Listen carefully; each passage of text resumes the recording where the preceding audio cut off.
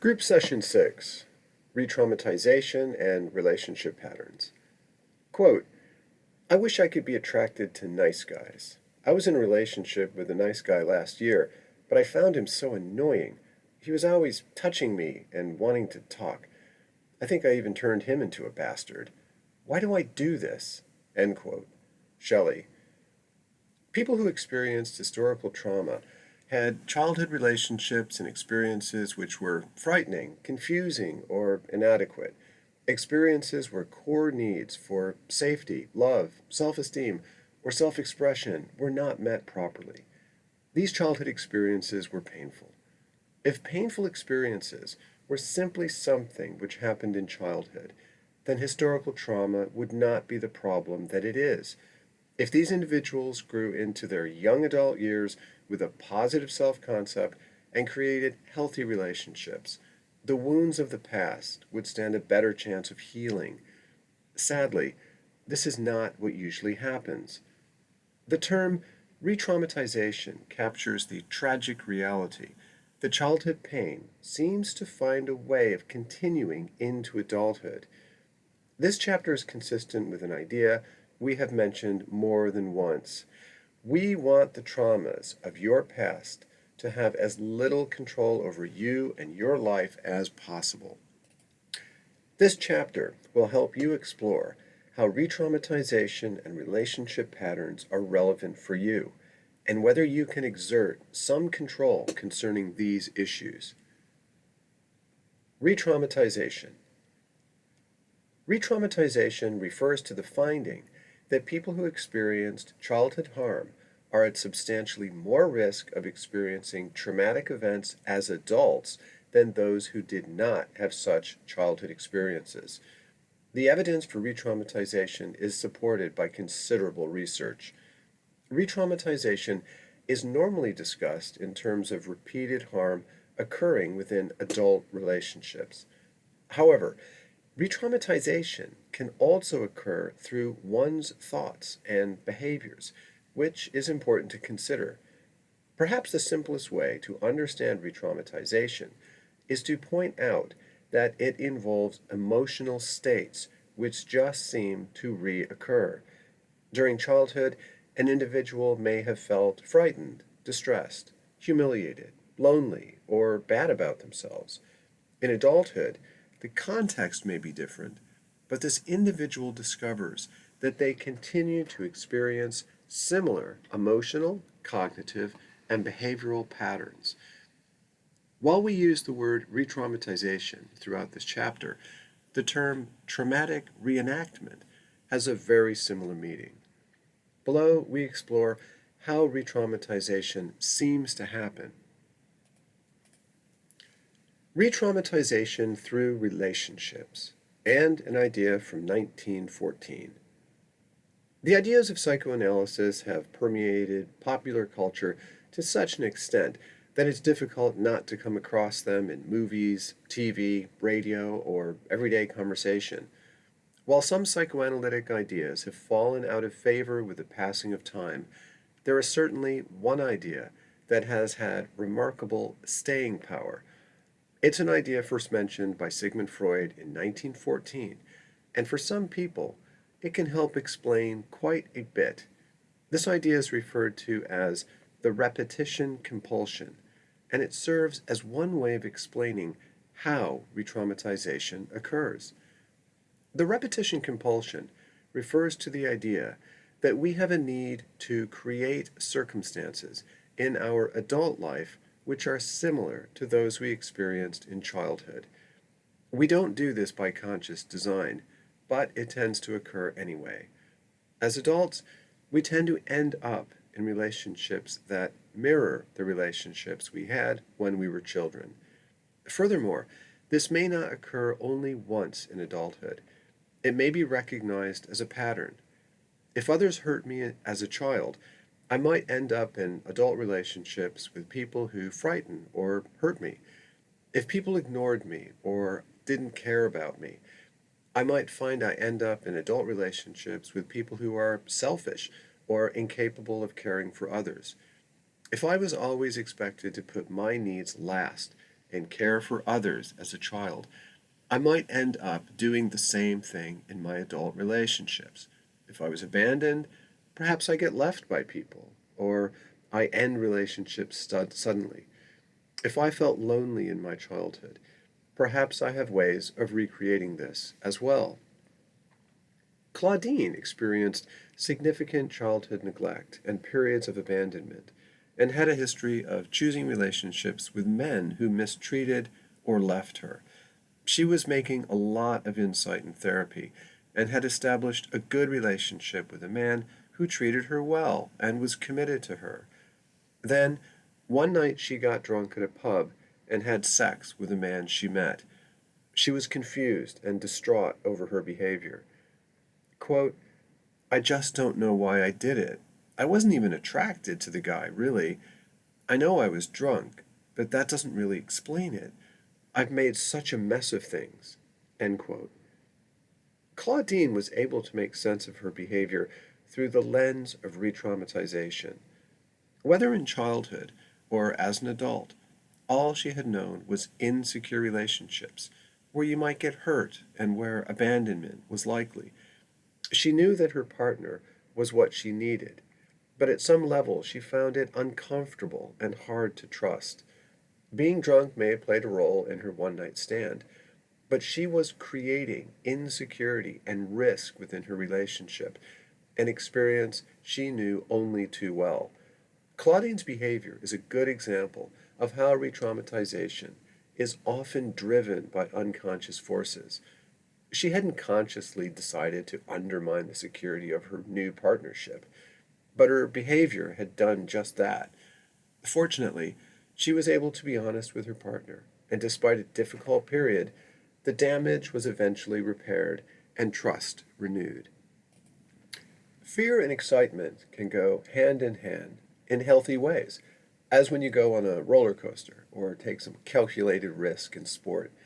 But for some who experienced childhood abuse or neglect, fear and excitement get tied together in unhealthy ways. These individuals might feel excitement or enthusiasm when taking risks, which can land them right back where they were as a child, scared, alone, humiliated, hurt, etc. They might also feel bored or frustrated when they have milder experiences, which offer security and contentment. Just the places or situation a person ends up in can invite trauma to happen all over again. Being inebriated in precarious settings can expose a person to harm by others. Some people end up in prison, where re-traumatization by others is likely. Others may end up in prostitution, creating circumstances mirroring earlier sexual and physical abuse. Whatever the context, re-traumatization rarely happens once or by conscious design. Re-traumatization through your thoughts. Physical, sexual, or emotional abuse sends a message to a child that they are bad, shameful, or defective. As discussed previously, children can absorb these messages. The people who originally hurt you may not be around today to continue to send these messages, but they don't need to be. Many people who experienced childhood harm can take on the role of beating themselves with their own thoughts and mental images. It is possible to keep trauma active via your thought processes. Donald was emotionally abused by both parents throughout childhood. His capacity for self denigration in response to even small mistakes was quite extraordinary. Donald drove a bus, and while hanging out with three female colleagues in a staff room, he made a joke which contained a mild reference to female stereotypes. The women didn't laugh, and Donald spent the next 3 days punishing himself for the imagined offense. Quote, I'm rubbish, they hate me, I'm so stupid, they probably don't want to work with me anymore, end quote, and so on. More than just verbal thoughts, he kept visualizing and imagining the scene, the joke, and his female colleagues. He hardly slept. When he explained the self denigrating nature of his thoughts in therapy, his clinician said, "So, all these horrible things you have been saying to yourself, who does that sound like from your childhood?" He smiled in recognition. "Yeah," he said, "that's how my mom and dad used to talk to me." Donald no longer spent time with his parents, but he could take on the role of his parents and create the same horrible feelings through how he talks to himself. Though unaware that it was happening, Donald was re traumatizing himself through his own thoughts and images. For many people who experience childhood harm, there is often a trauma drama happening inside their heads. By using the word drama, we are in no way suggesting that what is occurring is trivial, and we are certainly not suggesting that such individuals are being dramatic. But these recurrent thoughts and images are a drama in that they contain characters, plots, and powerful emotions like anger, fear, guilt, and shame. Even though the drama is being played out in the form of thoughts or images, it certainly feels real and can have a profound effect on a person's life, e.g., stopping them from being able to concentrate or sleep. If a child is being hit, shouted at, or sexually abused, trauma is happening through actual life events which are deeply disturbing. As adults, such individuals are more likely to experience mental events which are also disturbing. And this is one way in which trauma keeps occurring. That's what retraumatization that's what retraumatization means. Trauma is happening again. Individuals who experience childhood harm can also encounter distressing, intrusive thoughts or images.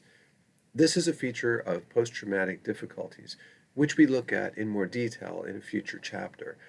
It's worth saying that memories of what happened that are intrusive and distressing are another way that retraumatization is happening through our thoughts. Retraumatization through behavior. Through their behaviors, people who experienced childhood harm can keep traumatic experiences going within adulthood. There are many ways this can occur, including 1. Using deliberate self harm, e.g., cutting, burning, punching walls, etc. 2. Harming yourself through poor self care, e.g., not looking after your body. 3. Harm inflicted through drugs or alcohol. 4. Harm occurring through a poor relationship to food or eating. 5. Behaviors which just tend to lead to injury. 6. Reckless financial decisions. 7. Criminal behavior or prostitution. 8. Getting into fights or being in situations where they are likely. Exercise 1. How does retraumatization happen for you, either past or present? Please pause the audio and complete exercise 1 in the guidebook. Traumatic bonding.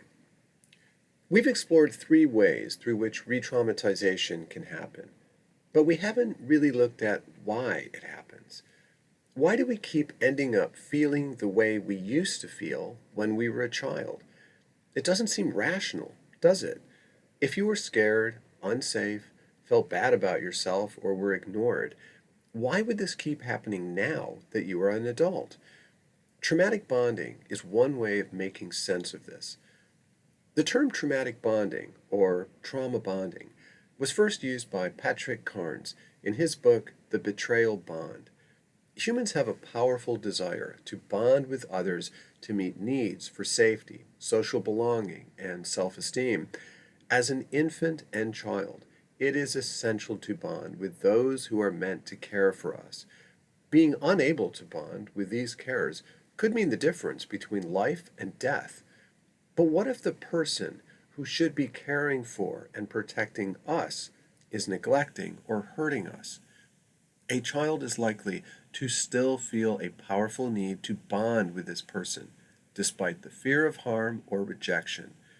Furthermore, it can be the case that an abusive adult will alternate affection or attention with abuse and rejection, which is confusing for a child. A young child may continue to seek the attention and affection they need in the context of rejection and abuse. As a child enters their teen years, some may experience anger or hatred mixed with a continued need for acceptance and love. So, what exactly is a traumatic bond? It means that a child or adult experiences a contradictory desire to be close to and accepted by someone who, at least part of the time, is hurting or rejecting them. There is a bond, but the quality of the relationship is traumatic. Trauma plus bond equals a traumatic bond. Traumatic bonding is one of the reasons why people we work with feel guilty or disloyal for even speaking about what happened to them as a child.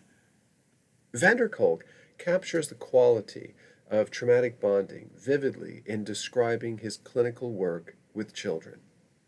Quote, I have never met a child below the age of 10 who was tortured at home, who had broken bones or burned skin to show for it, who, if given the option, would not have chosen to stay with his or her family rather than being placed in a foster home. Of course, clinging to one's abuser is not exclusive to childhood. End quote.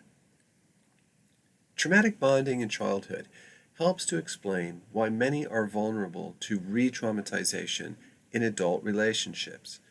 As a child, the need for love and acceptance got tied up with pain and rejection, which of course is the basis for a traumatic bond.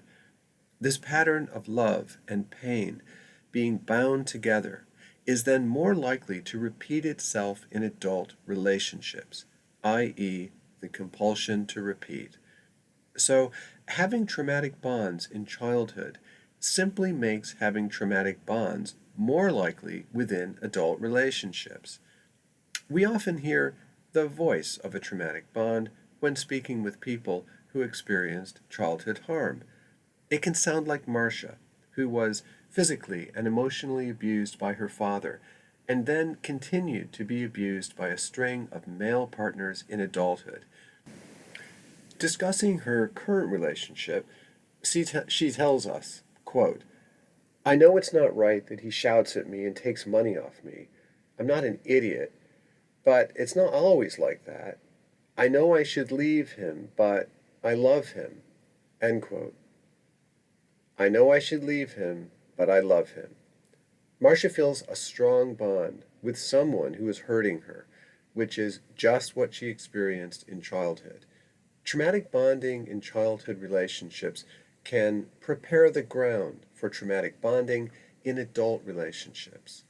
Adults will often accept a relationship characterized by a traumatic bond today because it's what they saw as normal in childhood. Recall that we said retraumatization means that the painful patterns that happened in childhood find a way of repeating. Traumatic bonding in childhood can encourage traumatic bonding as an adult. So, it's another way of explaining retraumatization. Exercise 2. Traumatic bonding. Did traumatic bonding occur for you in childhood? i.e., did you want acceptance and care from someone who was rejecting or hurting you? Have you noticed a traumatic bond in adulthood, i.e., someone you had strong feelings for who was hurting, ignoring, or rejecting you? Please pause the audio and complete exercise 2 in the guidebook. Chemistry and compatibility. Jeffrey Young and Janet Klosko made a fascinating observation about childhood trauma, chemistry, and compatibility. It's an observation that seems closely related to traumatic bonding.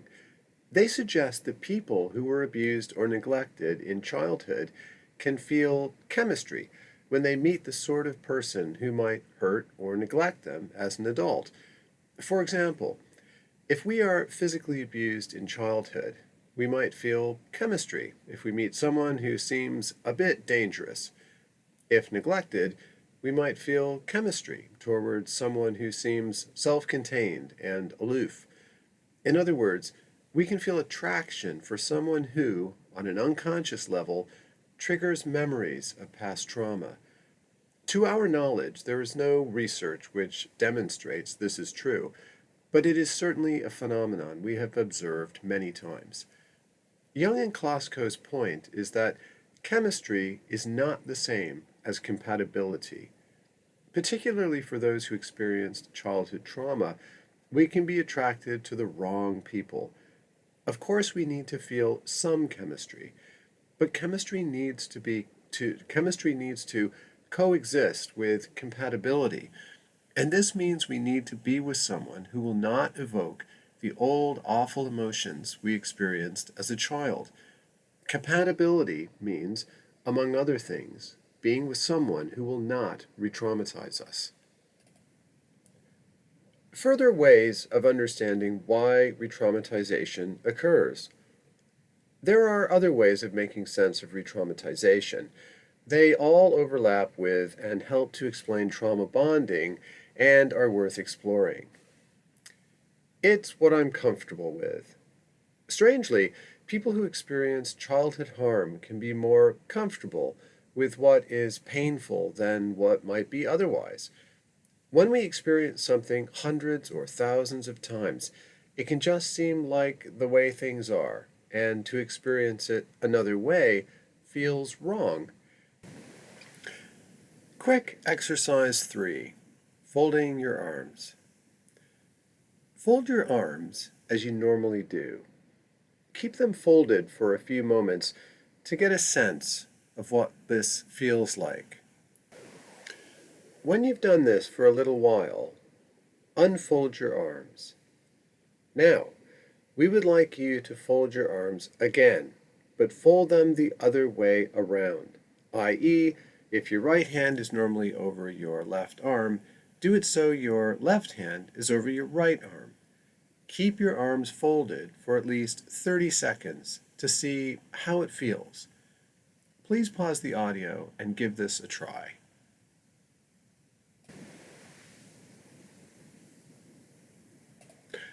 What was that like? Most people discover two things. One, folding your arms the other way around was something you had to think about and expend effort to do. Second, it didn't feel natural or comfortable. The fact that you have folded your arms in a particular way on thousands of occasions means that doing it differently is hard, unnatural, and feels uncomfortable. This experience is neurological. Your brain and body have coordinated folding your arms so many times that there are well-trodden neurological pathways which make this habit simple and easy. To do otherwise is asking a lot of your brain and body. There is even evidence that a frightened animal will leave pleasant circumstances and return home, even if the circumstances at home are very unpleasant. In one study, animals such as mice were raised in circumstances which were loud and where food was scarce. They were then allowed to go to pleasant circumstances with plenty of food. If you introduce a loud noise, they will run home, a place which is loud and has little food. The study suggests that in times of stress, mammals return to what is familiar, even if it doesn't make sense, even if it means returning to a bad situation. What if a child is told thousands of times, in one way or another, that they are useless? What if a child is physically or sexually abused on numerous occasions? And what if there is also an absence of experiences characterized by safety, nurturance, affection, and positive messages? As an adult, these individuals may be more comfortable with mistreatment and less comfortable with trust, intimacy, affection, etc. Marianne was physically and emotionally abused by her parents. She entered therapy because she was having difficulty being affectionate with her newborn daughter, which was disturbing for her. Quote, I don't really like being touched. If my husband or other people try to hug me, my skin sort of crawls. I can enjoy sex, but just the sex part. I don't like it when it becomes intimate or emotional. End quote. A consequence of childhood abuse meant that Mary Ann felt more comfortable when people didn't touch or were intimate with her. But at a deeper level, Mary Ann still has the same need for affection and intimacy as everyone else. She is uncomfortable with what she needs. For Mary Ann, part of overcoming the consequences of childhood abuse is about learning to be comfortable with physical affection and intimacy, learning to trust it. For Mary Ann, learning to accept affection is like becoming comfortable folding her arms the other way around. Brandon had been physically and emotionally abused by his mother and bullied at school. When we knew him, he was socially isolated. Quote, I only go out once a week to go shopping, and otherwise I don't see anybody. I mean, I don't have friends or family I hang out with, but I read a lot of books and I follow the news every day. I'm happy with my own company. End quote. Brandon is clinically depressed and suffers with insomnia and nightmares. To be frank, Brandon is not really happy with much of anything. We are not convinced by the idea that Brandon is, quote, happy with his own company, end quote. When Brandon says, quote, I'm happy with my own company, end quote, what we are really hearing is, I'm very uncomfortable being around other people. Brandon is uncomfortable with something which is a natural human need. It's what I expect. Circus troops discovered many years ago that you could train baby elephants to stay put simply by using ordinary rope or light chain to fix them to a stake. The baby elephants will try to break the rope or chains, but after some frustration or anger, they accept that they are just not strong enough. As full-grown elephants, they could certainly break away from a normal rope or light chain, but it doesn't occur to them to try, as they have come to accept the situation. This is apparently good news for traveling circus troops, because they don't need to carry around heavy rope or chains. Human beings are incredible regarding their capacity for abstract thought and the richness with which they can communicate with one another. But in certain ways, human beings share much with other mammals, including how we often accept something today because it's what happened in the past. People who experience childhood harm are just like everyone else in this respect, but what makes them different are their past experiences. People who are loved and safe within their childhood relationships expect love and safety. And if they are frightened or hurt as an adult, they will experience this as shocking and unacceptable. If this happens, many such individuals will get out of that relationship fast and put an end to the trauma because it's not what they expect to happen. But if a person is physically or emotionally abused as a child, and it starts to happen in an adult relationship, they may think, okay, this is what happens in relationships. It's awful, but that's relationships. So they may stay, and the hurt continues. In this way, they are more vulnerable to retraumatization. It's what I deserve. Molly's case is extreme, but it serves as a powerful example of how childhood trauma can damage self-concept and lead to further trauma in adulthood. Molly was emotionally abused and neglected by her mother, a woman who was a heroin addict and prostitute.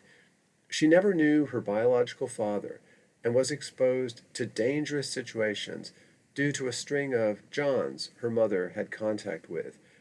She was unsafe and unloved.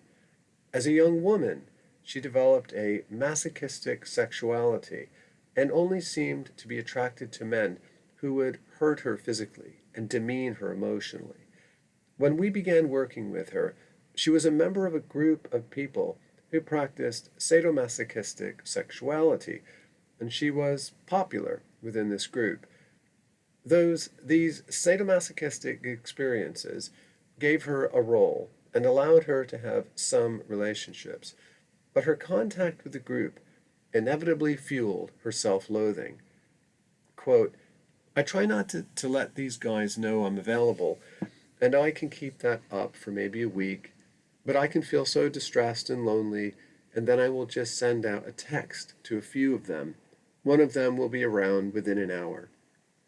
Afterwards, I just feel calmer for a day or so, but it's a trap, because I also feel awful about what I let them do to me.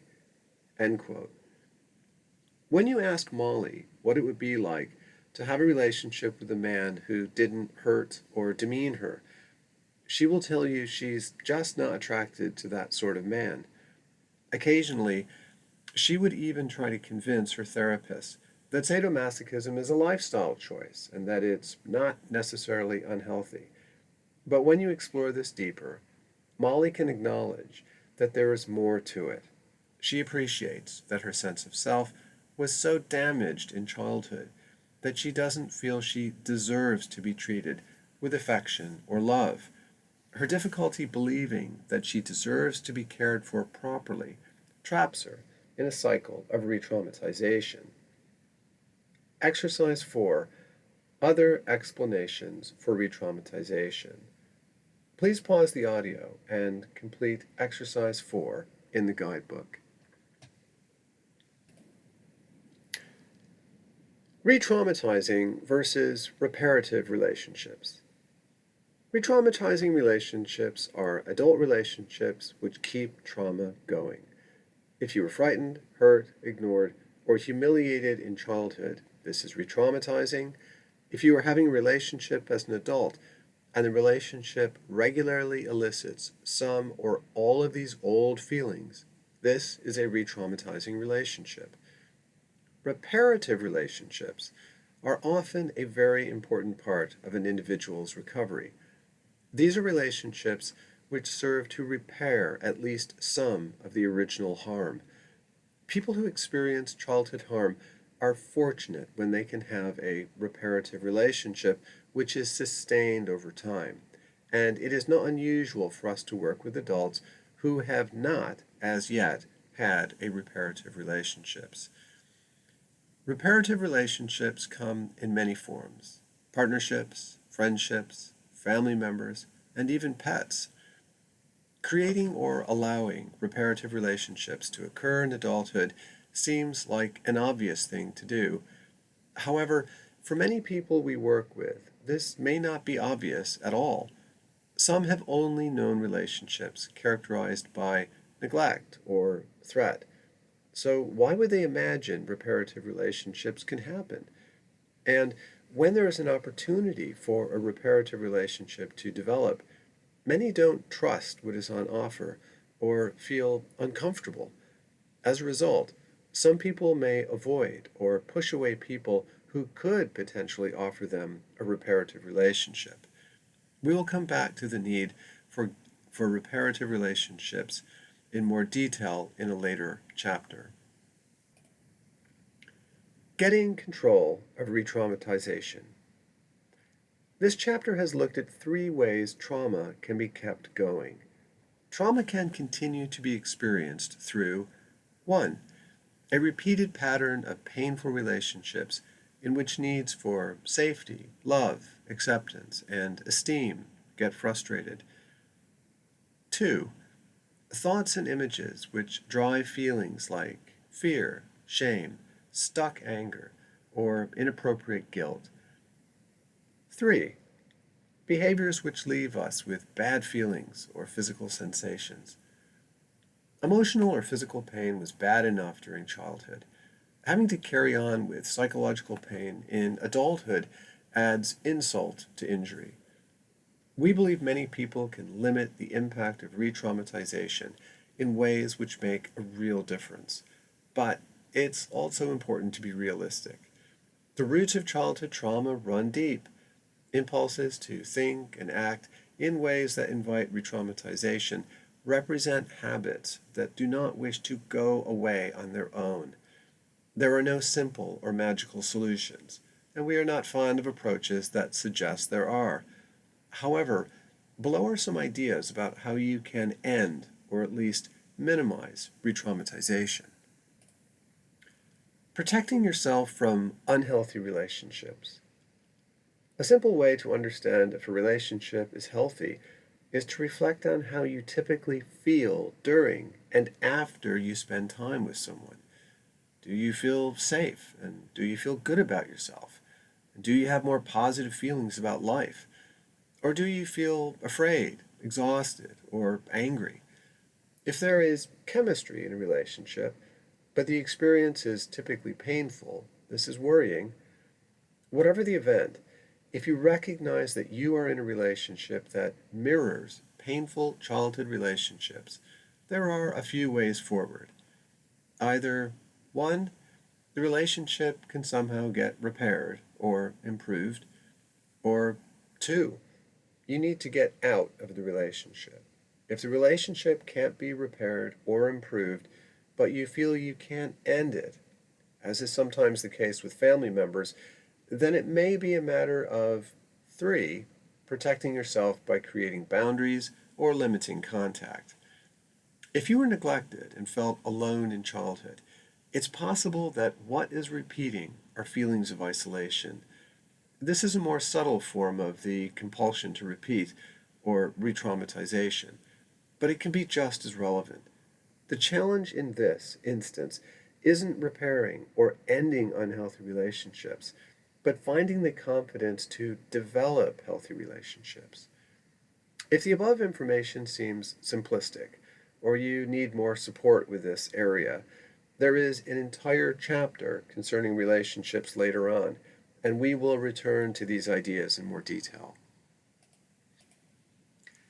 Managing retraumatization occurring through your thoughts. Obsessing on events in ways that drive painful feelings and disturbing physical states can be a form of retraumatization. We offered the example of Donald, who told a joke to female colleagues that misfired and then experienced a stream of thoughts and images which frightened him.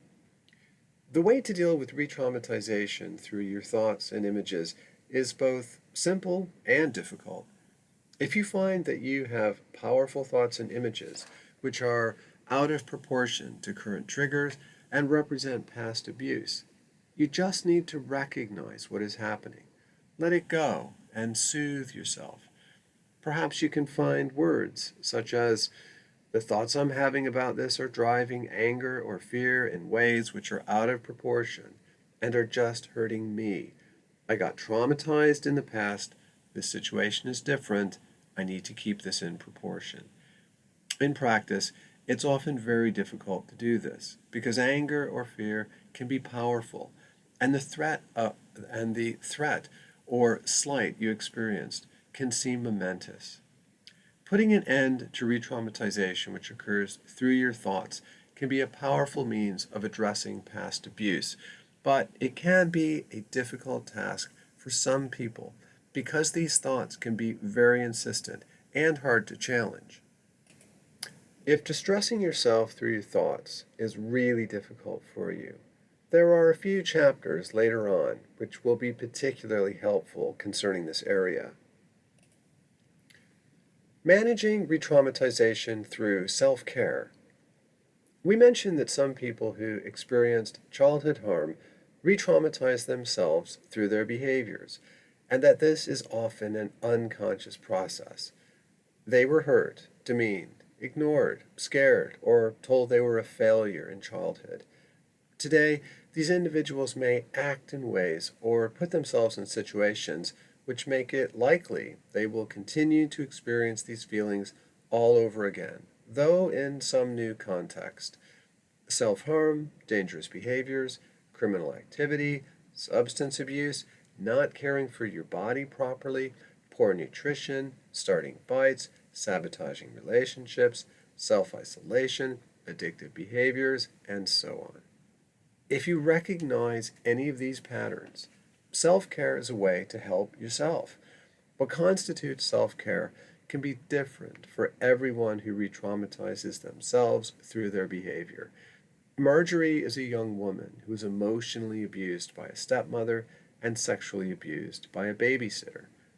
Quote, "When Robert, her partner, doesn't call me, I can feel so angry and scared, and horrible thoughts go around in my head.